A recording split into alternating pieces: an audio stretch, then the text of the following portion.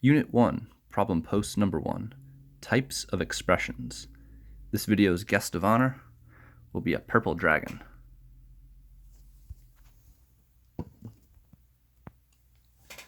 Okay, so for this first problem here, we need to write an example for each of these descriptions. First, it starts us off with a linear monomial. Now, when we have a linear expression, we know that the largest degree must be 1. So something to the first power, which really has no exponent at all visually. And a monomial means it only has one term. So a linear monomial could be something like 2x. I know this is linear because the x is to the first power. Whenever something is to the first power, we don't need to write that exponent. And we're not adding or subtracting anything here, so there's only one term, 2x, and that makes it a monomial. Part B, a fifth degree binomial. Well, fifth degree means that the exponent would have to be to the fifth power. And a binomial means I have two terms. So I could have something like x to the fifth minus 3x squared. So x to the fifth is my fifth degree term. It's to the power 5. And binomial meant I had to have some other term. So I needed to have added or subtracted any other term. I picked 3x squared. This one will work because I don't exceed the power of 5. So I could have picked anything. I could have picked a number. I could have picked something to the first, second, third, or fourth power. A 4-term cubic polynomial. So cubic means third power. 4 terms means I need to have 4 distinct values, quantities being added or subtracted. And it says it's got to be a polynomial. Well, obviously, because I have more than one term, it'll be a polynomial. So cubic, that means the third power has to be the largest, so I'll have an x cubed. And now I need 3 other terms. Well, I really have to fill up all my slots here because I need something squared, I need something to the first power, and I need some number. So now I have 4 terms, 1, 2, 3, 4, and I'm cubic because my largest degree is 3. A quadratic trinomial. Quadratic means that it's to the second degree, so x squared will be my highest degree term. So I need to have an x squared term in there, so how about 5x squared? And trinomial, I need some other terms here, and now again I'm forced to use every position lower than this second degree. I need something to the first power, so how about plus 2x? And I need one more term here because trinomial is 3, so how about plus 7? So these ones are, we can vary with these. As long as we have something to the second power and 3 terms altogether, we have ourselves a quadratic trinomial. A constant monomial. Well, a constant is just a number. So I'm not really even going to have any variable terms in this. So how about -2?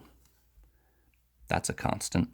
Really, any number would work here, even something that is a fraction or a decimal or even irrational.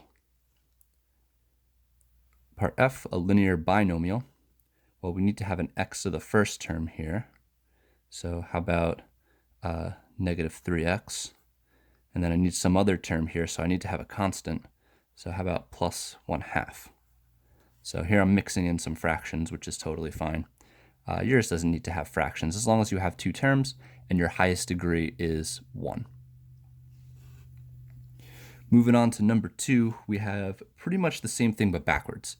We are given expressions and we need to use this kind of language to describe what we have. So here I'm going to check for the number of terms and I'm going to check for the degree. I have 2 terms here. The 12x is a term and the 1 is a term. Notice they are separated by the addition sign. Terms are always separated by addition or subtraction. And the power, the highest power amongst all values here is 1, x to the first.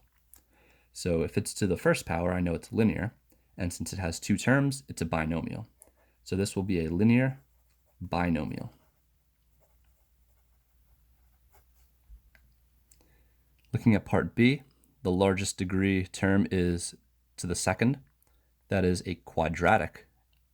And then I have 3 terms. So that gives me a quadratic trinomial, just like the one I had up here, right? 3 terms, highest degree was 2. So this is a quadratic trinomial. Tri means 3, like a tricycle. Part C, I have another x squared term, and there's nothing else accompanying it. There's no addition or subtraction going on here. So since it's just one term alone, it's a monomial, and to the second power makes it quadratic again. So this will be a quadratic monomial. Part D, I don't quite see an exponent here. When I don't see anything there, I know it's a 1. So 3x to the first power minus 7. The highest degree here is 1, which makes it linear. I have 2 terms, which makes it binomial. So this is a linear binomial.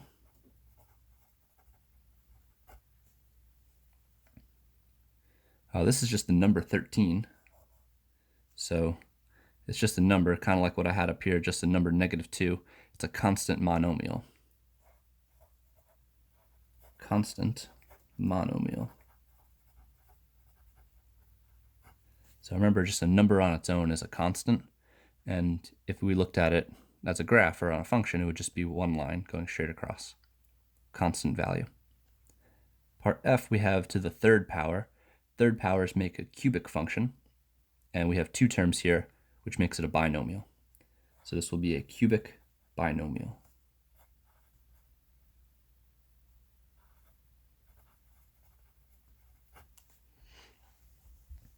Okay, so this last question here is kind of open-ended. They want us to figure out if there could exist a linear trinomial. Now, if we have something that's linear, we know we can only go up to the first power. So we're thinking, okay, if we have an x, that's going to be linear because it's to the first power. But I need to have some other terms to go along with it to make a trinomial. Well, I can't have anything higher than the first power.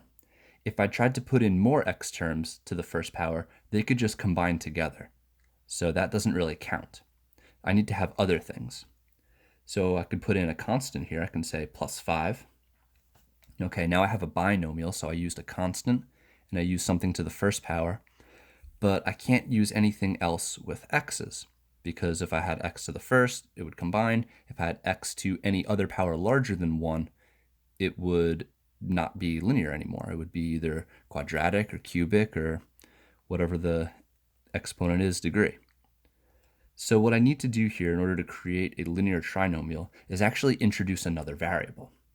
So if I had x plus 5 plus y, so now this y variable is also to the first power, and the largest degree among all terms here is 1. So it's still linear, and it's a trinomial. So we just needed to introduce a new variable.